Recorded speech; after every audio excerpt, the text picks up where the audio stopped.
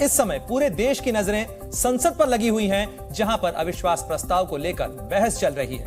नरेंद्र मोदी सरकार के खिलाफ विपक्ष के अविश्वास प्रस्ताव पर पिछले 6 घंटे से लोकसभा में बहस जारी है। जी न्यूज पर हम लगातार इससे जुड़ी हर खबर आपको दिखा रहे हैं। अगले 1 घंटे तक देश हित में हमारी डिबेट इस सवाल पर होगी कि क्या इंडिया गठबंधन की रेस में राहुल गांधी आगे चल रहे हैं। हमारे इस सवाल का आधार भी लोकसभा में चल रही बहस से ही निकल कर आया है। जिस तरीके से आज सत्ता पक्ष ने राहुल गांधी की जगह गौरव गोगोई से चर्चा की शुरुआत कराने का फैसला किया, विपक्ष के सामने आपत्ति जताई और जिस तरह से बीजेपी के नेताओं ने अपने भाषणों में बार बार राहुल गांधी का जिक्र किया, क्या यह मान लिया जाए कि राहुल गांधी की डिमांड बढ़ गई है?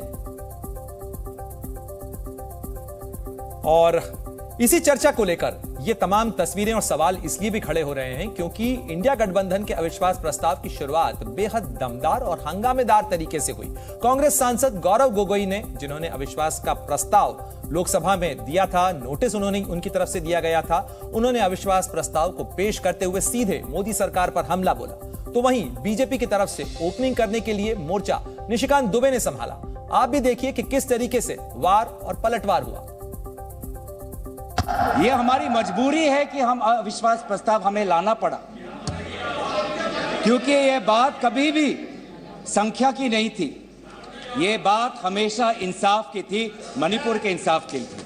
अगर मणिपुर जल रहा है तो भारत जल रहा है, अगर मणिपुर में आग लगी है तो भारत में आग लगी है। अविश्वास प्रस्ताव एक गरीब के बेटे के खिलाफ, आज जो ये अविश्वास प्रस्ताव है उस आदमी के खिलाफ है जिसने कि लोगों को मकान बना के दिया।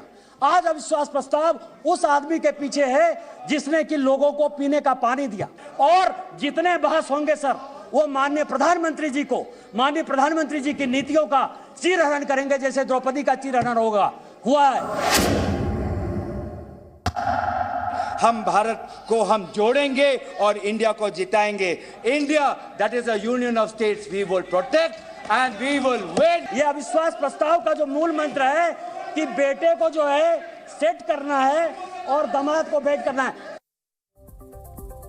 तो चर्चा किस तरीके से हंगामा खेज रही, इसकी बानगी हमने आपको दिखाई। और इस चर्चा पर 2 खास मेहमान हमारे साथ होंगे, प्रोफेसर संगीत रागी और अभय दुबे, राजनीतिक विश्लेषक, वो भी हमारे साथ होंगे। लेकिन उससे पहले हम उनके जवाब लें, उनसे टिप्पणी लें, उससे पहले आपको बता दें कि लोकसभा के भीतर विपक्ष ने प्रधानमंत्री मोदी पर मौन रहने का आरोप लगाया, तो सत्ता पक्ष ने भी बिना समय गंवाए राहुल गांधी के चुप रहने पर निशाना साधा।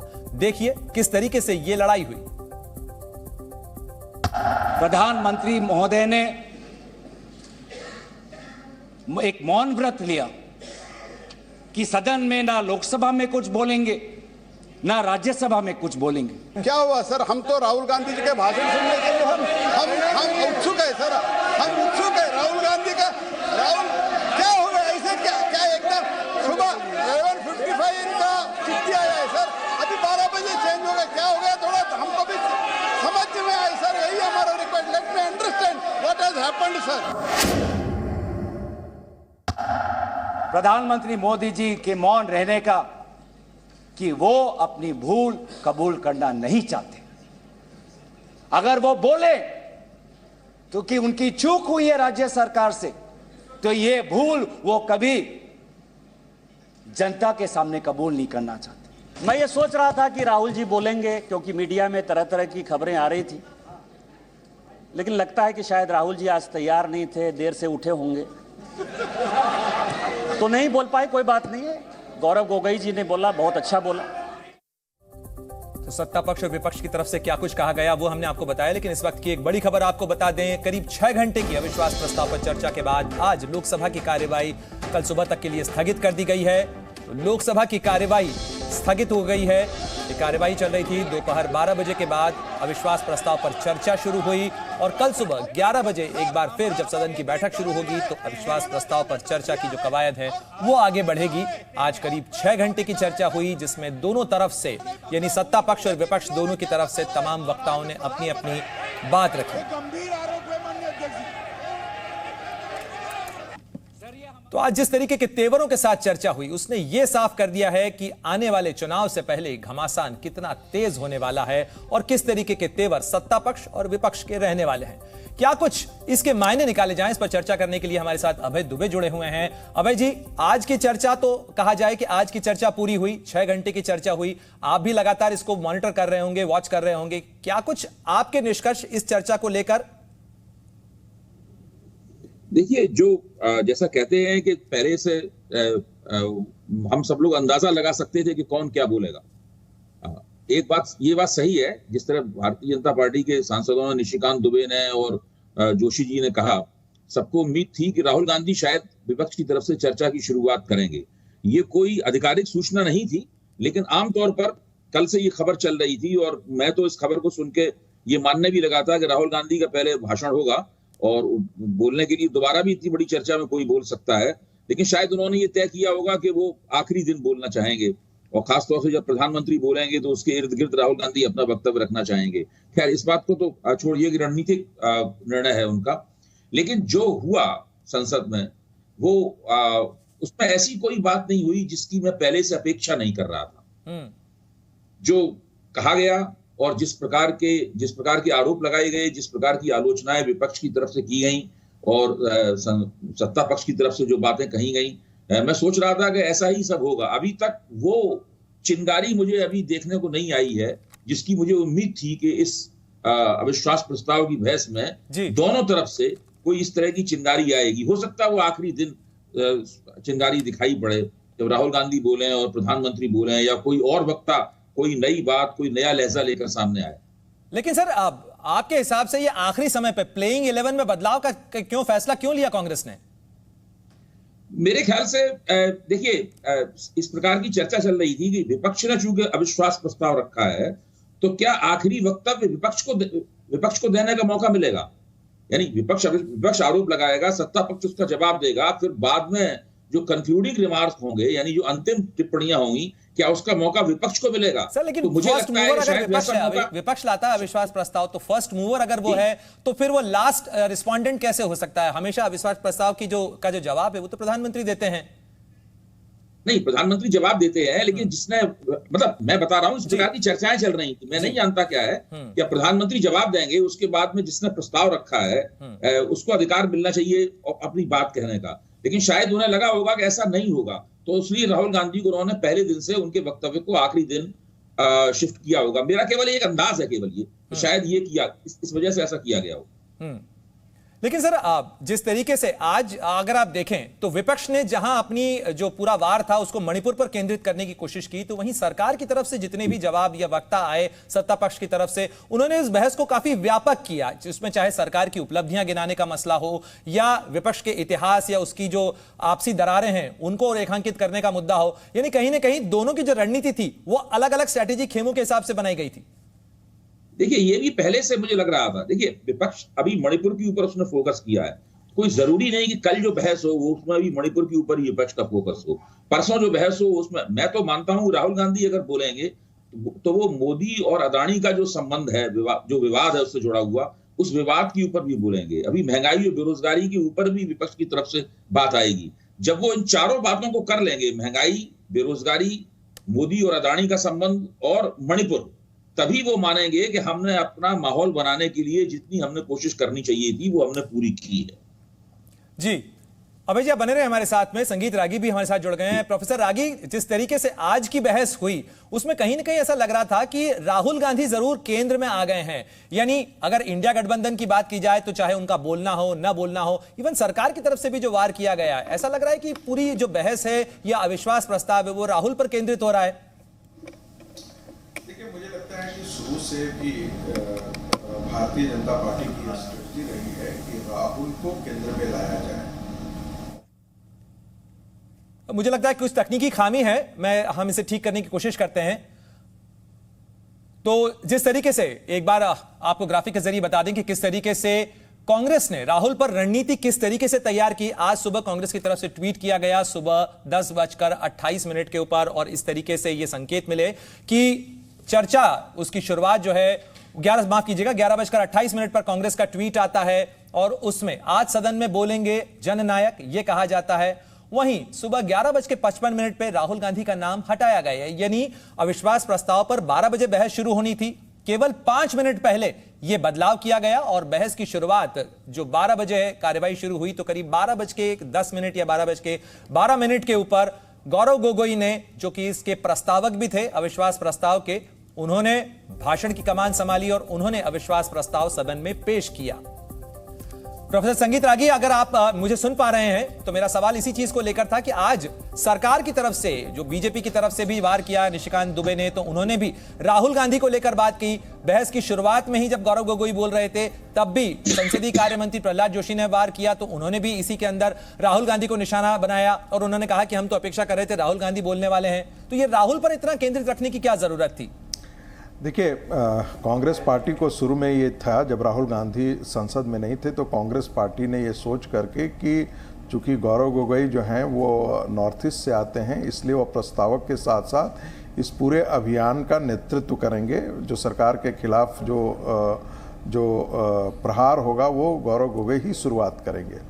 लेकिन भारतीय जनता पार्टी की शुरू से ही कोशिश रही है कि राहुल गांधी को केंद्र में लाया जाए। इसके कारण है, भारतीय जनता पार्टी के राजनीतिक स्ट्रेटजी का हिस्सा रहा है कि जैसे ही राहुल केंद्र में आते हैं, कांग्रेस यदि बहुत ज़्यादा कमज़ोर होती है तो ये ठीक नहीं है। और राहुल यदि केंद्र में आते हैं तो आने वाले दिनों में जो वर्चस्व की लड़ाई इंडिया के अंदर होने वाली है वो राहुल गांधी के केंद्र में आने से ज़्यादा बढ़ जाएगी, क्योंकि बहुत सारे लोग उसके एक के बाद एक नेता हैं। मसलन ममता बनर्जी को क्या राहुल गांधी का नेतृत्व स्वीकार होगा?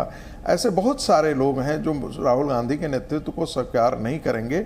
और यहाँ पर भारतीय जनता पार्टी चाहेगी कि राहुल जितना अटैक करेंगे भारतीय जनता पार्टी के लिए उतना ये सुविधाजनक होगा कि परिवारवाद की राजनीति, भ्रष्टाचार की राजनीति, क्योंकि माँ और बेटा दोनों नियमतः जो है वो कानूनतः जो है वो बेल पर हैं। भ्रष्टाचार के खिलाफ माँ और बेटे दोनों पर आरोप है। परिवारवाद के खिलाफ जिस प्रकार से प्रधानमंत्री ने आज बीजेपी संसदीय दल की बैठक में कहा, भ्रष्टाचार मुक्त भारत, परिवारवाद मुक्त भारत, तो मुझे लगता है कि भारतीय जनता पार्टी के लिए ये ज़्यादा आसान होगा कि राहुल गांधी पर वो निशाना साधे। राहुल गांधी जब रहेंगे तब निशाना साधना ज़्यादा स्वाभाविक होगा।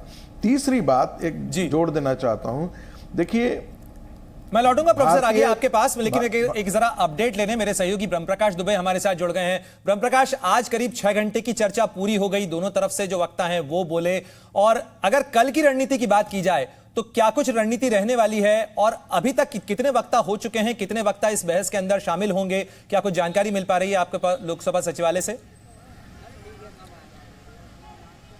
प्रणय, देखिए, बीजेपी की तरफ से जो वक्ताओं की लिस्ट है वो 15 लोग हैं इसमें, जिसमें गृह मंत्री अमित शाह भी हैं जो कल इंटरवेन करेंगे चर्चा के दौरान और मणिपुर मसले पर जानकारी देंगे।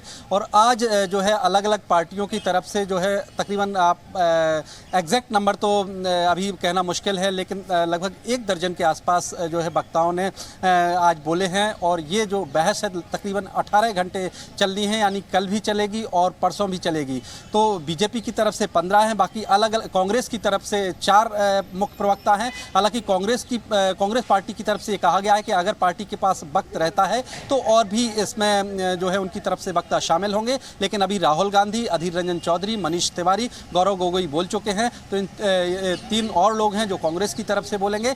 बाकी अलग अलग पार्टियों के लिए जिनको टाइम दिया गया है तो वो कल अपनी तरफ से बोलेंगे। जहां तक राहुल गांधी की बात है तो कांग्रेस की स्ट्रेटजी पहले ये थी कि आज शुरुआत राहुल गांधी से हो, लेकिन ऐन मौके पर पार्टी ने रणनीति बदली। अब कांग्रेस पार्टी की तरफ से कहा जा रहा है कि राहुल गांधी 10 अगस्त को लोकसभा में बोलेंगे, जिस दिन प्रधानमंत्री नरेंद्र मोदी को इस चर्चा का जवाब देना है। यानी कांग्रेस पार्टी ने भी अपनी स्ट्रेटजी बदली है इसमें, और राहुल गांधी 10 अगस्त को बोलेंगे, उसी दिन प्रधानमंत्री इस पूरी चर्चा का जवाब देंगे। बिल्कुल, इसी को फ्लोर मैनेजमेंट शायद कहा जाता है। ब्रह्मप्रकाश, शुक्रिया था आपका तमाम जानकारी के लिए, आप बने रहे हमारे साथ में। लेकिन आज जब अविश्वास प्रस्ताव पर बहस की शुरुआत हो रही थी तो कांग्रेस सांसद गौरव गोगोई ने एक बयान से लोकसभा में खूब हंगामा मचा दिया।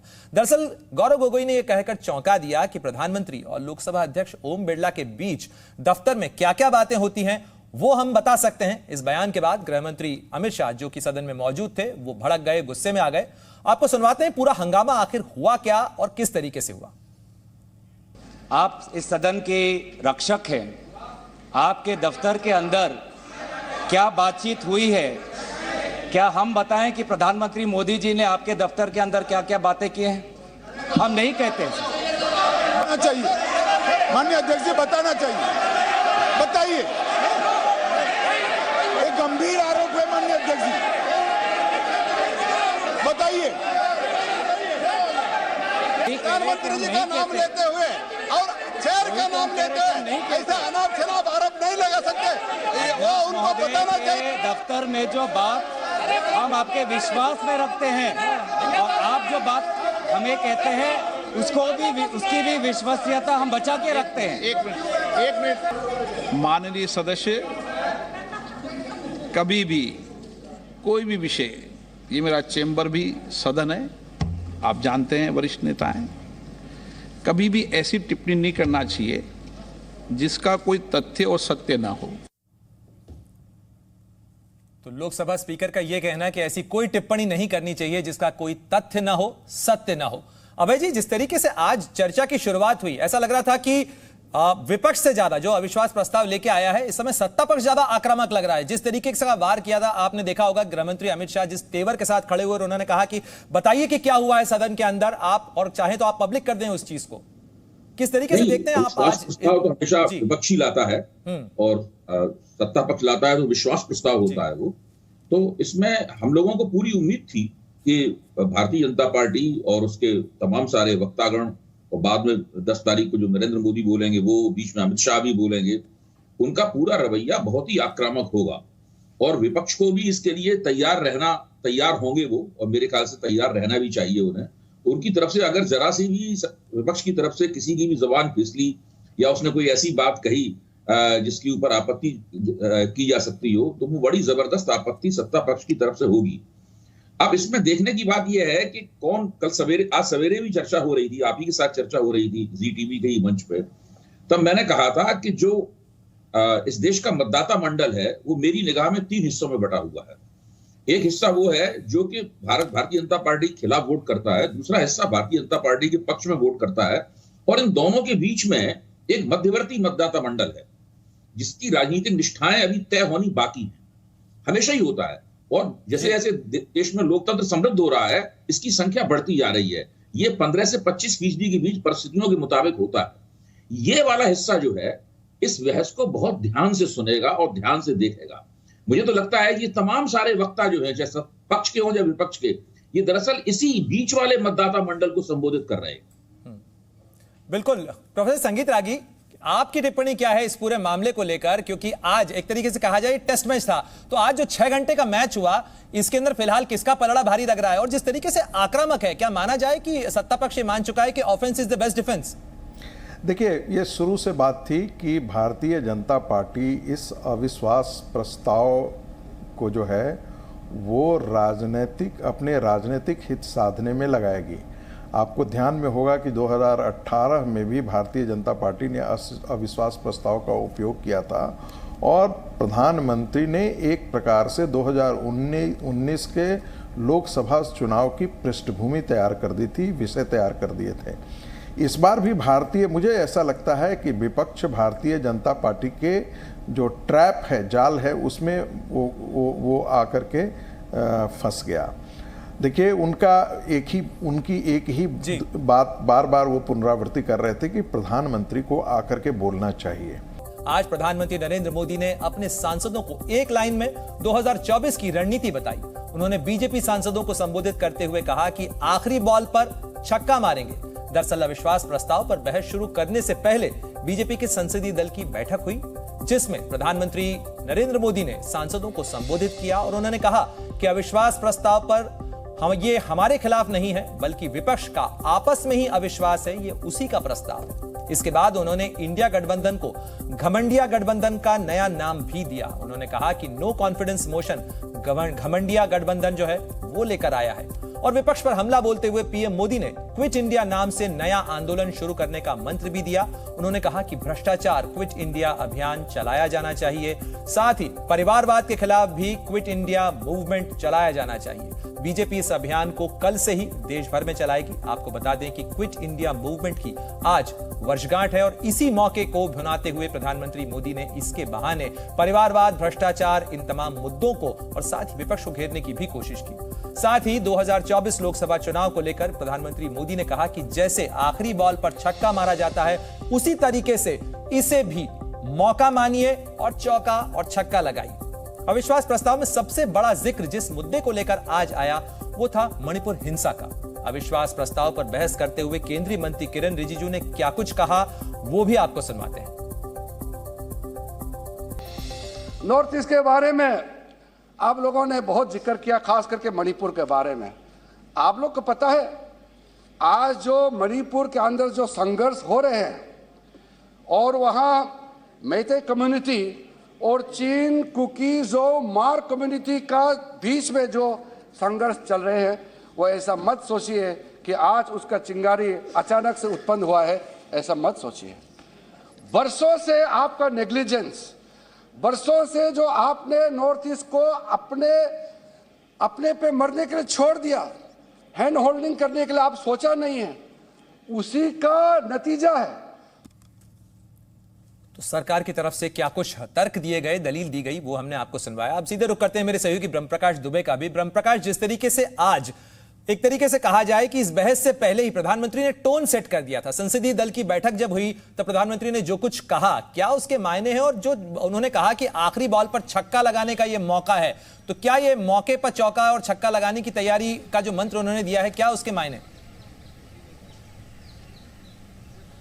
बिल्कुल, देखिए प्रणय, पिछली बैठक में भी, पिछले सप्ताह जो बैठक हुई थी, प्रधानमंत्री ने सांसदों को मंत्र दिया था और आज जो सुबह बैठक हुई उसमें कहा कि विपक्ष एक माहौल बनाने की कोशिश कर रहा है, हारी हुई बाजी को जीतने की कोशिश कर रहा है और आपके पास मौका है, आपको ही छक्का लगाना है। तो अपने सांसदों का कहें कि मॉरल बूस्टिंग करने का काम प्रधानमंत्री ने किया है, उनको उनकी ताकत बताने का काम किया है। उन्होंने कहा है कि सरकार ने जो बीते 9 साल में काम किए हैं वो भर आप जनता तक जाके उनको पहुंचाइए। बाकी विपक्ष अविश्वास प्रस्ताव सिर्फ इसलिए ला रहा है क्योंकि विपक्ष पहले ही ये समझ चुका है कि वो हार चुका है। और आप देखिए आज जो सुबह से डिबेट हुई, डिबेट की शुरुआत से किस तरह से दोनों ही तरफ से आर्गूमेंट हुए, कई दफा इस तरह की स्थिति बनी कि दोनों तरफ लोकसभा में जो आपने तस्वीरें भी देखी। प्रकाश, मैं रोकना चाहूंगा आपको, इस समय एक बड़ी खबर आ रही है। ओम बिरला जो कि लोकसभा के स्पीकर हैं और उनके और अमित शाह के बीच में, जो केंद्रीय गृह मंत्री है, उनके बीच मुलाकात हुई है और कल विपक्ष के सवालों का जवाब देंगे गृह मंत्री अमित शाह। लोकसभा में उनका हस्तक्षेप हो सकता है, केंद्रीय मंत्री इंटरवेंशन करते हैं जब भी कोई बहस होती है इस तरीके की, तो केंद्रीय मंत्री इंटरवेंशन कर सकते हैं और यही जानकारी निकलकर सामने आ रही है कि गृह मंत्री अमित शाह मणिपुर को लेकर जो कुछ सवाल खड़े किए गए थे उस मामले के ऊपर गृह मंत्री का इंटरवेंशन हो सकता है। और क्या कुछ और जानकारी है इससे जुड़ी, इसके लिए सीधे रुख करते हैं। ब्रह्मप्रकाश दुबे लगातार हमारे साथ जुड़े हुए हैं। ब्रह्मप्रकाश, ये माना जा रहा है कि केंद्रीय गृह मंत्री अमित शाह जवाब देंगे और उन्होंने कल भी जब राज्यसभा में दिल्ली सर्विसेज बिल पास हो रहा था तब भी उन्होंने कहा था कि मणिपुर पर आप जब चर्चा कराना चाहें मैं जवाब के लिए तैयार हूं। तो कहीं ना कहीं मणिपुर से जुड़े हुए जितने सवाल, जितने वार विपक्ष की तरफ से किए गए, जवाब के लिए गृह मंत्री तैयार? बिल्कुल प्रणय, देखिए कल जब चर्चा शुरू होगी तो उसमें बीच में इंटरवेन करके मणिपुर मसले पर जो भी सवाल विपक्ष की तरफ से किए गए हैं गृह मंत्री उसका जवाब देंगे। और एक साथ में एक और जानकारी प्रणय जो आप पूछ रहे थे कि आज कुल 18 वक्ताओं ने बोला है, 3 बीजेपी के वक्ताओं ने बोला है और कांग्रेस की तरफ से मनीष तिवारी और गौरव गोगोई ने बोला है। बाकी के बीजेपी की तरफ से 15 वक्ताओं को बोलना है, लिहाजा बाकी के 12 वक्ता कल और परसों शामिल होंगे। लेकिन आज लोकसभा स्पीकर से अभी हाउस एडजर्न होने के बाद जो है गृह मंत्री लोकसभा स्पीकर से भी मिले हैं और ये पहले भी बताया गया था कि गृह मंत्री 9 अगस्त को बीच में इंटरवेन करके जो है मणिपुर मसले पर जानकारी देंगे। क्योंकि आज आपने देखा शुरुआत से ही विपक्ष लगातार मणिपुर मसले पर सवाल उठा रहा है, सरकार को कह रहा है कि केंद्र सरकार और राज्य सरकार मणिपुर के हालात पर नाकाम रही है। लिहाजा कल डिटेल से ब्यौरा देंगे गृह मंत्री इस बारे में। और इसके बाद जो नाकामी को लेकर विपक्ष की तरफ से जो सवाल खड़े किए गए, जो आरोप लगाए गए, उसका गृह मंत्री अमित शाह जवाब देंगे क्योंकि गृह मंत्रालय से जुड़ा हुआ यह मामला है। बने रहे हमारे साथ में, साथ ही अभय दुबे और प्रोफेसर संगीत रागी भी हमारे साथ जुड़े हुए हैं। मैं आपका रुख करना चाहूंगा अभय जी, आज का मैच कहा जाए एक टेस्ट मैच है, यानी इस मैच के अंदर एक पहले दिन का जो खेल है वो तो हो चुका है। अभी तक की अगर बाजी की बात की जाए तो किसका पलड़ा फिलहाल भारी नजर आ रहा है? और जो प्रधानमंत्री कह रहे हैं कि ये मौका है, इस पे छक्का लगा जाना चाहिए, इसी तैयारी से खेला जाना चाहिए, तो क्या आपको लगता है कि छक्का लगा पाएंगे? और छक्के के लिए उनकी टैक्टिक क्या होगी? देखिए, आपको याद होगा कि आखिरी गेंद पे छक्के का इतिहास क्या है। पहली बात तो ये, जिस मैच में छक्का लगाया गया था वो टेस्ट मैच नहीं था, वो वनडे मैच था, और छक्का लगाने वाले थे पाकिस्तान के बल्लेबाज जावेद मियांदाद, गेंद फेंकने वाले थे भारत के गेंदबाज। तो मैं ये कह रहा हूं, प्रधानमंत्री ने जो मेटाफर चुना है, जो रूपक चुना है, उसमें थोड़ा सा जोखिम है, क्योंकि ये छक्का लगाना वाला मसला जो है ना, ये भारतीय क्रिकेट के लिए एक बहुत पुरानी दुखद याद है। अब वो राजनीति के मैदान में इस दुखद याद को पलट दें तो मैं कह नहीं सकता। दूसरी बात यह है, प्रधानमंत्री, कुल मिलाकर प्रधानमंत्री की इस रूपक का ही अगर हम उसी के ऊपर टिप्पणी, उसी की समीक्षा करें, तो वो ये चाहते ये हैं कि ये ऐसा एक मौका है जिस मौके पर वो विपक्ष के तमाम तर्कों को धूल दूसरित कर सकते हैं।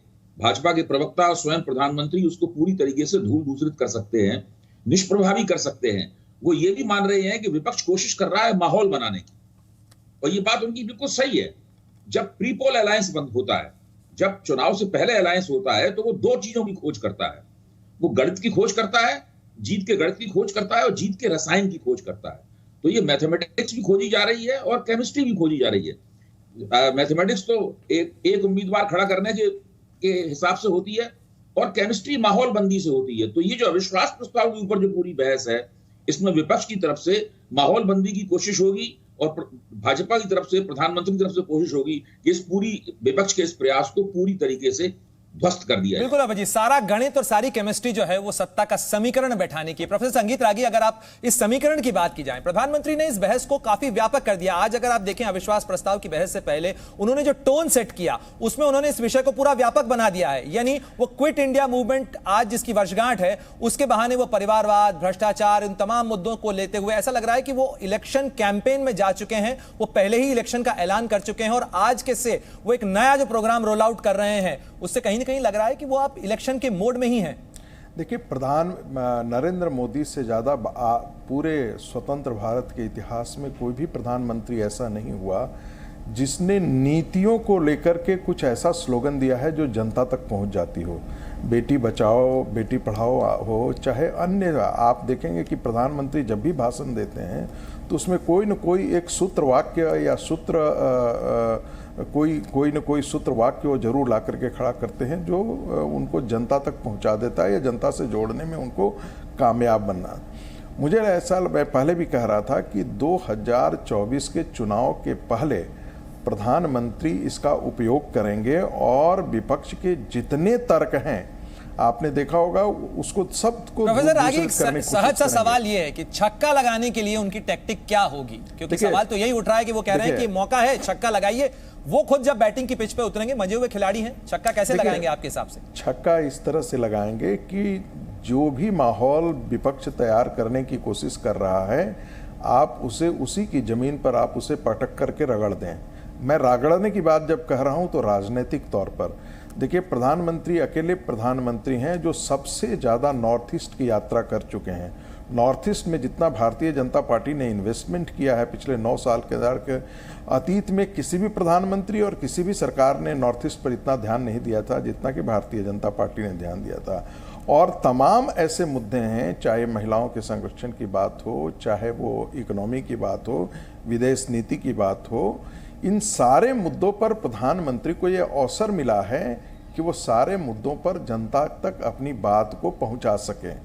तो मुझे ऐसा लगता है कि इसको भारतीय जनता पार्टी और प्रधानमंत्री एक अवसर के रूप में तलाश रहे हैं, और जब ये संदेश जाएगा तो मुझे लगता है कि विपक्ष अपने आप को पराजित महसूस करेगा तर्कों के आधार पर, क्योंकि देखिए विपक्ष अभी तक, देखिए तर्कों के तीर तो दोनों तरफ से तर्कश के अंदर बहुत सारे हैं और बहुत सारे तीर चलाए भी गए। मैं लौटूंगा आपके पास में, लेकिन आज चूंकि ये पूरा मणिपुर का मुद्दा जो है वो महिलाओं के सुरक्षा को लेकर शुरू हुआ था, मणिपुर की घटना को लेकर शुरू हुआ था, लेकिन महाराष्ट्र से जो सांसद हैं, महिला सांसद हैं, अमरावती से नवनीत राणा, उन्होंने अविश्वास प्रस्ताव पर विरोध करते हुए विपक्ष से तीखे सवाल भी किए। क्या कुछ उन्होंने कहा, जरा वो भी सुनवा देते हैं। आज सुबह से जब से डिबेट शुरू हुई है 12 बजे से, जब से अगर हमने देखा तो विपक्ष अगर बात कर रही है, ये नो कॉन्फिडेंट मोशन लाया ही इसके लिए गया था कि महिलाओं पे होते हुए अत्याचार जो हुए हैं, मणिपुर में जो अत्याचार हुआ है उसके विरोध में उसके ऊपर चर्चा होनी चाहिए करके ये अविश्वास प्रस्ताव ये सदन में लाया गया है। हम महिलाएं ये पार्लियामेंट में बैठी हुई, हम महिला माँ फिर सांसद हैं। जब ये सदन में हम बैठकर देख रहे हैं, सुबह से देख रही हूं, विपक्ष ने जितने ने भी इस पे कहा है सिर्फ Modi ji is the only target, और महिलाओं पे कहीं पर भी सहानुभूति और महिलाओं के फेवर में एक भी शब्द ये विपक्ष का मुझे सुनाई नहीं दिया ये सदन में, पार्लियामेंट में। तो नवनीत राणा तो सीधे सीधे आरोप लगा रही है अभय जी कि महिलाओं के मुद्दे पर बात कम हो रही है, महिलाओं की सुरक्षा के मुद्दे पर बात कम हो रही है और मोदी को टारगेट ज्यादा किया जा रहा है इस मामले के अंदर। आप इस बहस को बनते हुए देख रहे हैं या बिखरते हुए देख रहे हैं? देखिए, मैं नहीं मानता हूं कि जो अविश्वास प्रस्ताव लाया गया है वो सिर्फ महिला सुरक्षा के मुद्दे पर है। मणिपुर में जातीय हिंसा हो रही है, उस जातीय हिंसा के बीच में एक घटना हुई है इसमें स्त्रियों को निर्वस्त्र करके घुमाया गया है और ऐसी तरह की और भी घटनाएं हुई हैं। इसलिए और उस जब वीडियो सामने आया तब उसके ऊपर फोकस पड़ा, अपना सरकार चुप बैठी हुई थी, न राज्य सरकार की तरफ से कोई सुगबुगाहट हो रही थी, न केंद्र की तरफ से कुछ बोला जा रहा था, यहां तक कि टीवी के चैनलों पर भी चर्चा नहीं हो रही थी। अगर वो वीडियो प्रकाश में नहीं आता तो टीवी के चैनल भी चर्चा नहीं करते इस बात पर जी। अच्छा, अब सवाल यह है कि सत्ता पक्ष की तरफ से उसमें स्पिन ये दिया जा रहा है कि स्त्रियों की सुरक्षा का मुद्दा है। जो लोग स्त्री की सुरक्षा का मुद्दा उठाते हैं, मैं उनकी आवाज में आवाज मिलाकर आखिरी दम तक उनके साथ लड़ने के लिए तैयार हूं और सबको करना चाहिए ऐसा। लेकिन स्त्री के प्रश्न को पॉलिटिकल स्पिन के तौर पर इस्तेमाल नहीं करना चाहिए। मणिपुर के अंदर जातीय हिंसा हो रही है, अभी से नहीं हो रही है, 3 महीने हो गए होते हुए। मणिपुर में भी बीजेपी की सरकार है, केंद्र में भी बीजेपी की सरकार है और बीजेपी ने नरेंद्र मोदी के नेतृत्व में उत्तर पूर्व में बड़ा अच्छा इसीलिए तो विपक्ष ये कह रहा है कि डबल इंजन की सरकार होने के बावजूद भी नाकामी देखने को मिल रही है। लेकिन प्रोफेसर संगीत रागी, अगर राहुल गांधी की रणनीति की बात की जाए, जहां प्रधानमंत्री छक्का लगाएंगे आप कह रहे हैं, राहुल गांधी ने पिछली बार झप्पी का फॉर्मूला निकाला था, क्या आपको लगता है कि इस बार भी वो कोई नया फॉर्मूला जो है वो लेकर आ सकते हैं सदन के अंदर?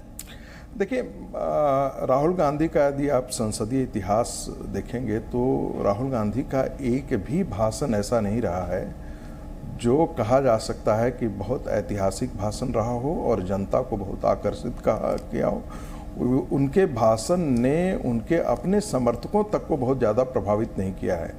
कभी उन्होंने कहा था कि जब यदि मैं बोलूँगा तो एक एटम बम की तरह वो साबित होगा, बम फूटने जैसा होगा, धमाका होगा, लेकिन वो बाद में पता लगा कि वो छुड़छुड़ी जैसी साबित हुई।